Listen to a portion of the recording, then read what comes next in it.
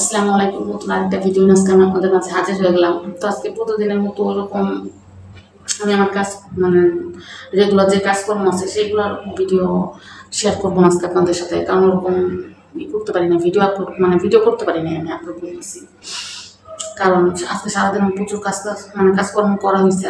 এত বড় ফ্ল্যাট পরিষ্কার করতে গেলে আমার অনেক বেশি টাইম লাগে। আর দেখা যায় ওই সময় আমার কাছে ফোন থাকে না, যার কারণে আমি ফোন ওরকমভাবে সচরাচর সব কাজের ভিডিও করতে পারি না। তো যাই হোক, ফ্ল্যাটটা এখন ওরকমভাবে আমি সাজাইতে পারি নাই, কিংবা ওরকম ফার্নিচার কিনতে পারি নাই।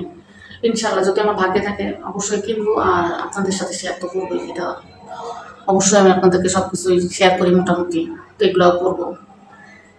জানি না কবে কিনবো, তবে ইনশাল্লাহ আশা আছে অবশ্যই কিনবো। আল্লাহ যদি আমার ভাগ্যে লিখে রাখে, আল্লাহ যদি আমার তকদিরে লিখে রাখে, আমি অবশ্যই সব কিছু কিনবো। আজ নাও কাল নাও পরশু কিনবো তো অবশ্যই সব কিছু। তো এখন একটু সমস্যা আছে, এখন একটু কষ্ট আছে। আল্লাহ তো সবসময় সবার একরকম রাখে না, আর সবাই সবসময় একরকমভাবে যায় না। আজকে দিন খারাপ আসছে, কালকে ভালো আসবে। গতকালকে ভালো ছিল, আজকে খারাপ যাচ্ছে, আগামীতে ইনশাল্লাহ অবশ্যই ভালো যাবে। আমি এই আশাটা সবসময় রাখি। আর খারাপ পরিস্থিতি যদি না আসে, তা সবসময় যদি ভালো পরিস্থিতি যায়, তাহলে মানুষ কখনো কিছু কিছু জিনিস আছে যেগুলো উপলব্ধি করতে পারে না, কিছু কিছু মানুষ চেনা যায় না। এদেরকে কিছু কিছু মানুষ চিনতে হলে অবশ্যই আপনাকে একটা এমন পরিস্থিতিতে পড়তে হবে, যে পরিস্থিতিতে পড়লে আপনি আপনার আসল মানুষগুলো চিনতে পারবেন, যে আসলে কোন মানুষগুলো আপনার সত্যিকারের বন্ধু ছিল, কিংবা সত্যিকার অর্থে কি আপনার ভালোবাসতো, আর কি আপনার ভালো চাইতো। আর যদি আপনি ওই বিপদের সময় বোঝা যায় যে আসলে সুসময়ের বন্ধু কারা, দুঃসময়ের সাথী কারা। তো আমি সবসময় একটা কথা বলি যে আপনের থেকে পর অনেক ভালো। কারণ আমি আমার যতটুকু আপন মানুষ পাইছি, তাদের থেকে এই বিপদের মধ্যে আমি সব থেকে বেশি পাইছি আমার কাছে আমার পর, যারা আমার একদমই পর, তাদের সাথে হয়তো আমার সাথে কি বলে যে সাময়িক কিছু পরিচিত, সাময়িকের পরিচয়, এছাড়া আর কিছুই না। কিন্তু তাদের কাছ থেকে আমি যতটুকু হেল্প পাইছি, সাহায্য পাইছি, নিজের আপন মানুষদের কাছ থেকে আমি এরকম কোনো রকমের কোনো সাহায্য পাইনি। আর আমি আশাও করি না কখনোই কারোর কাছ থেকে কোনো কিছু। কারণ আমি কিভাবে আছি, কোন পরিস্থিতিতে আছি, আমি কি করতেছি, আমার ভিতরে কি চলতেছে, সেটা আর কেউ জানুক না জানুক, আমার আল্লাহ জানে।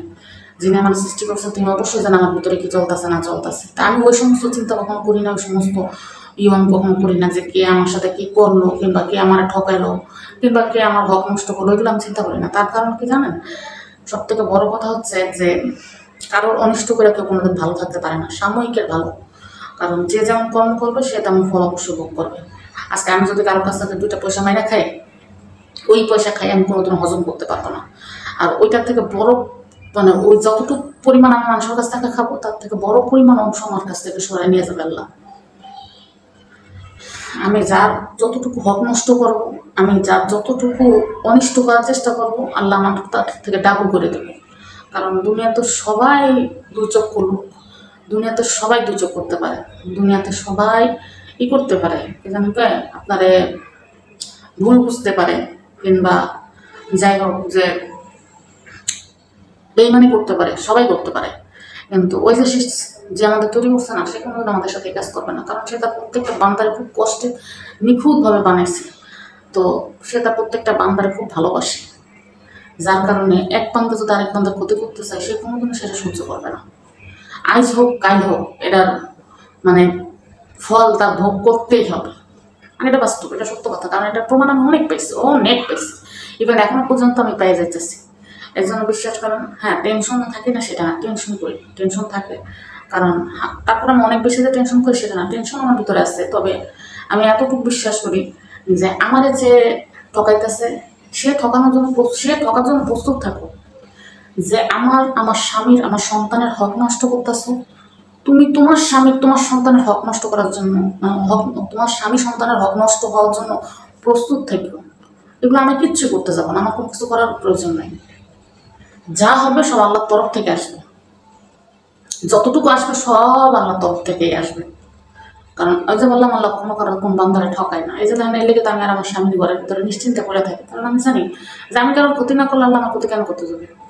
আমি যদি কারোর অধিকার নষ্ট না করি, আমি যদি কারোর হক নষ্ট না করি, আমি যদি কারোর সংসার নষ্ট না করি, তাহলে আল্লাহ কেন আমার সংসার নষ্ট করতে যাবে? কখনোই করবে না, আর কোনোদিনও হবেও না সেটা। আমি যেমন কর্ম করবো, আল্লাহ তেমনই আমার ফল দেবে। এর থেকে কমও আমি বেশি পাবো না, এর থেকে বেশিও আমি পাবো না। আমি যেমন যতটুকু দুনিয়াতে কর্ম করে যাবো ঠিক ততটুকুই আমার আমার ফল লেখা রাখবে। আর আমার একটা অভ্যাস আছে, কেউ যদি আমার ক্ষতিও করে আমি তার ক্ষতি করি না, কারণ ওই জিনিসটা আমি চিন্তাও করি না। আমি তার ক্ষতি করে লাভটা কি হলো? সে যদি আমার ক্ষতি করবো, আমি যদি তার বিনিময়ে তার ক্ষতি করলাম, তাহলে তার জাত আর আমার জাতকে এক হইলো? আলাদা হইলো না, একই জাতের হয়ে গেল। আমি সব কিছু আল্লাহর উপরে ছেড়ে দিই, কারণ আমি জানি যে ব্যক্তিগুলো আমার ঠকাইতেছে, যে মানুষগুলো আমার ঠকাইতেছে, সে মানুষগুলো মনে করতেছে কি আমি কিচ্ছু জানি না, আমি কিছু দেখতেছি না, আমি কিছু শুনতেছি না, আমি কিছু বুঝতেছি না। আরে আমার বোঝার দরকার নাই, আমার দেখার দরকার নাই, আমার শোনারও দরকার নাই। ওই যে উপরে একজন আছে, সে শুনতেছে, সে তো নিজ চোখে দেখতেছে, সব কিছু দেখতেছে না, সব দেখতেছে।